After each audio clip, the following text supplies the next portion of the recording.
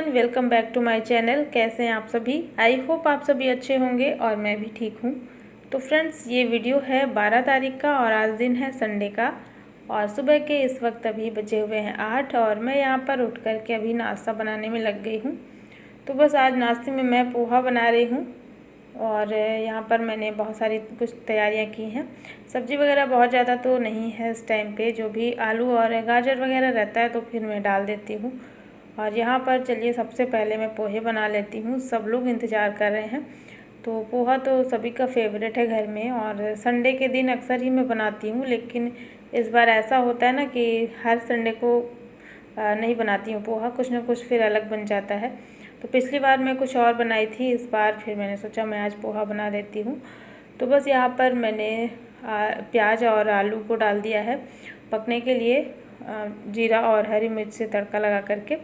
और थोड़ा सा एक गाजर भी रखी हुई थी, उसको भी मैंने छोटे पीसेस में काट करके और फिर यहाँ पर मैंने सब कुछ फ्राई कर दिया है। तो जब तक ये सब पक रहा है तब तक मैं प्याज काट ले रही हूँ और ये बारीक प्याज काट रही हूँ पोहे के ऊपर से जो डाल करके खाते हैं उसके लिए मैं काट रही थी। और यहाँ पर सारी चीज़ें जब पक गई है ना, तो उसमें मैंने हल्दी पाउडर, नमक और थोड़ा सा चीनी डाल करके मिक्स कर दिया है। और इसके बाद ये धुले हुए जो पोहे मैंने रखे थे ये अच्छे से फूल चुके हैं, तो इसको भी मैं मिक्स कर दूंगी और बस इसको मीडियम आंच पर मिक्स करेंगे। इसके बाद हमारे जो पोहे हैं वो बन करके रेडी हो जाएंगे। और पोहा तो बहुत सिंपल सा इसकी रेसिपी होती है, मतलब बहुत जल्दी बन जाता है, ज़्यादा टाइम नहीं लगता। और सबसे अच्छी बात ये है ना कि पोहे कि ये बहुत ज़्यादा हेल्दी होते हैं, मतलब ये नुकसान नहीं करते, काफ़ी देर तक आपका पेट भरा रहता है। और बच्चे बड़े बूढ़े कोई भी हो, पोहा किसी को भी नुकसान नहीं करता है। तो बस यहाँ पर पोहा बन गया है। और आज ना मूंगफली ख़त्म हो गई थी, मतलब पहले ही जिस दिन मैं चटनी बनाई थी ना, तो मूंगफली जो है ख़त्म हो गई थी, तो इसमें मूंगफली नहीं डाली है मैंने। और ऊपर से डाल देंगे ये बारीक कटा हुआ प्याज और थोड़ा सा नमकीन कोई भी हो तो पोहे के साथ में ज़रूर अच्छी लगती है। और बस इतना ही। इसके साथ में थोड़ा सा दही रखा है मैंने, तो दही के साथ में भी पोहा बहुत अच्छा लगता है।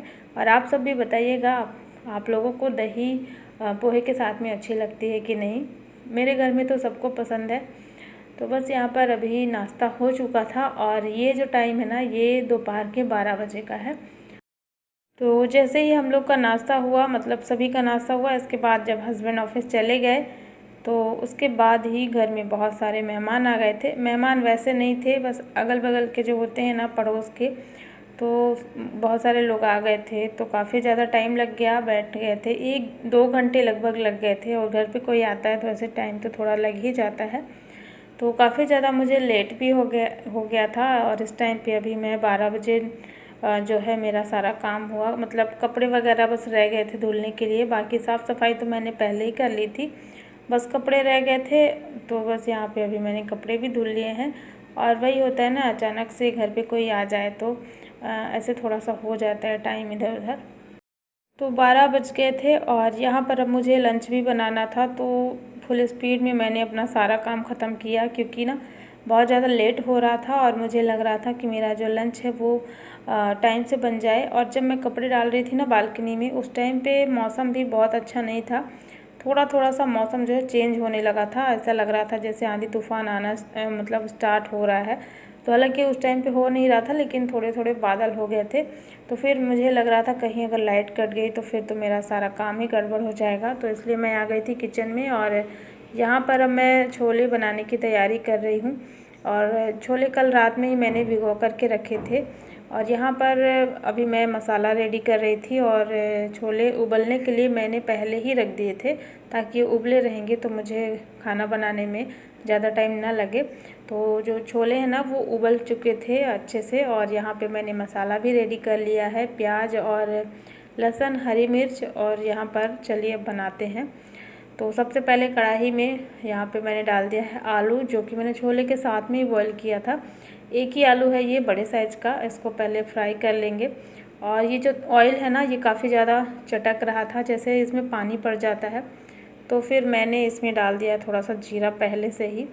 तो चलिए आलू को मैंने फ्राई करके निकाल लिया है और इसी में सारा तड़का डाल देंगे। तो थोड़ा सा मैंने बारीक कटा हुआ प्याज इसमें ऐड किया है, थोड़ा सा जीरा और जो मैंने मसाला पीस करके तैयार किया है। और इस मसाले में लहसुन, प्याज, हरी मिर्च के साथ साथ मैंने 2 से 3 चम्मच धनिया पाउडर और हल्दी पाउडर भी डाल दिया था उसी टाइम पे जब मैं मसाला पीस रही थी। तो ये सारे मसाले ना जो सूखे मसाले होते हैं ये फूल जाते हैं तो इनका टेस्ट ज़्यादा अच्छा लगता है। तो बस यहाँ पर मैंने मसाला फ्राई कर लिया है और इसके बाद इसमें नमक भी डाल देंगे ताकि जो मसाले हैं ना वो जले नहीं। थोड़ी देर इसको भुनने के बाद जब इससे ऑयल अलग होने लग जाएगा, इसके बाद इसमें मैंने बारीक कटा हुआ 3 टमाटर ऐड कर दिया है। और टमाटर को तो वैसे चाहे पीस करके भी डाल दें, लेकिन मैं ज़्यादातर छोले में ऐसे बारीक काट करके ही डाल देती हूँ। तो यहाँ पर टमाटर जो है थोड़े से गल गए हैं, इसके बाद इसमें डाल देंगे छोला मसाला। और बस यहाँ पर सारी चीज़ें मिक्स हो गई हैं तो इसके बाद इसमें डाल देंगे उबले हुए छोले जो कि रखे हुए थे।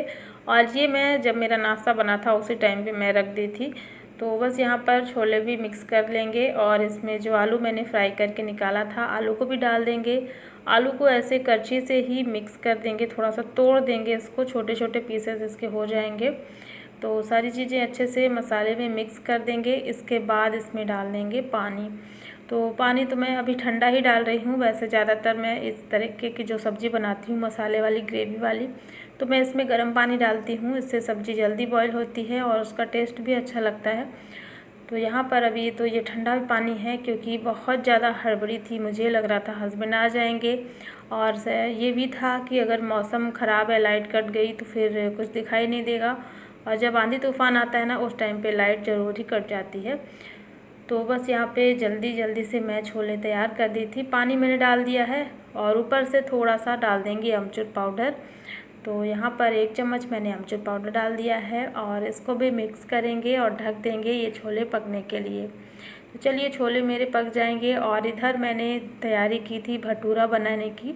तो ये मैदा और इसमें 2-3 चम्मच सूजी और थोड़ा सा चीनी, ऑयल, नमक और बेकिंग पाउडर वगैरह सब कुछ मिक्स करके, थोड़ा सा दही भी इसमें डाला था मैंने।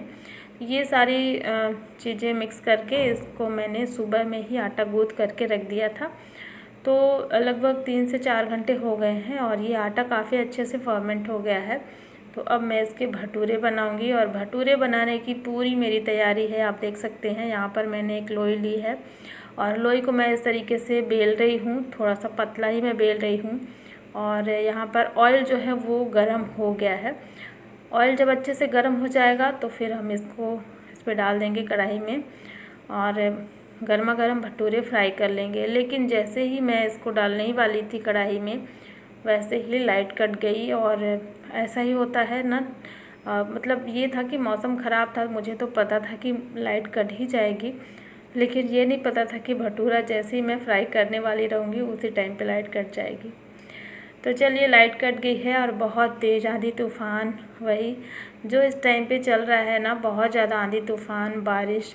तो आज तो काफ़ी ज़्यादा तेज़ वाली बारिश हो रही है, वरना इसके पहले जो 2 दिन आंधी तूफ़ान आया था ना उस टाइम पे ज़्यादा तेज़ वाली बारिश नहीं हुई थी। लेकिन आज जो है बारिश बहुत ज़्यादा तेज़ हो रही थी। तो बस यहाँ पर लाइट भी कटी है। मौसम का तो बहुत अच्छा है, ठंडा हो गया है, लेकिन फिर भी लाइट कटी है, पूरे घर में अंधेरा हो गया है। किचन की विंडो मैंने खोल दी थी क्योंकि जब बारिश होती है तो उस टाइम पे फिर धूल मिट्टी नहीं आती है। तो विंडो खोल दी थी मैंने, तो रोशनी थोड़ी आ रही थी और जो मेरा काम था वो नहीं रुका है। भटूरा मैंने फ्राई किए और हस्बैंड आ चुके थे उस टाइम तक, तो फिर मैंने सभी को बैठाया था खाना खाने के लिए और गर्मा गर्म भटूरे सभी को सर्व किए थे। मौसम तो काफ़ी अच्छा ठंडा था ही, तो मेरा काम जो है हो गया है, काम बिल्कुल भी नहीं रुका है। और यहाँ पर ये शाम का टाइम है, बारिश तो रुक गई थी 1 घंटे के बाद ही, फिर लाइट भी आ गई थी।